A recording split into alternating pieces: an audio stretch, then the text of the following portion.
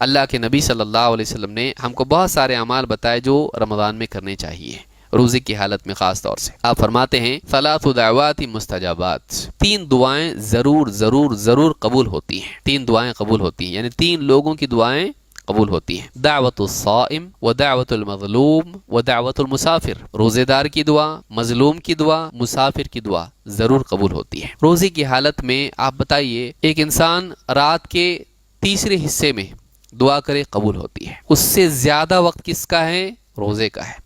سحری سے لے کے افطار تک کا جو وقت ہے وہ پورا کا پورا وقت اس کو اللہ نے دیا، جتنی چاہے دعا کر قبول ہوگی۔ کتنی دعا کرتے ہیں ہم لوگ؟ سوچئے، بعض لوگ عین افطار کے پہلے آگے بڑھ جاتے دعا کرنے کے لیے، اس کو خاص کرنا دعا کے لیے ٹھیک نہیں ہے۔ ہاں، انسان اس اعتبار سے دعا کرے کہ پورا دن پورا روزے کی حالت دعا کے لیے ہے تو اس میں کوئی حرج نہیں، لیکن بعض لوگ یہ سمجھتے ہیں کہ خاص افطار کے وقت دعا کرنا چاہیے۔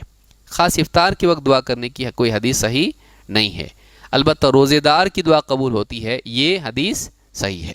تو پورا دن آدمی جب موقع ملے دعا کرے، جب بھی اس کو موقع ملے اللہ سے دعا کرے، اپنے لیے، اپنے گھر والوں کے لیے، مسلمانوں کے لیے، اپنی معاش کے لیے، اپنی معاد کے لیے، آخرت کے لیے دعا کرے، اپنی اولاد کے لیے دعا کرے۔ تو یہ انسان وقت اس طرح سے گزارے کہ دعائیں اللہ سے کرے۔ یہ مہینہ مانگنے کا ہے، اللہ دیتا ہے، یہ اسی لیے تو بتایا جا رہا ہے کہ ہم مانگیں اللہ تعالیٰ سے۔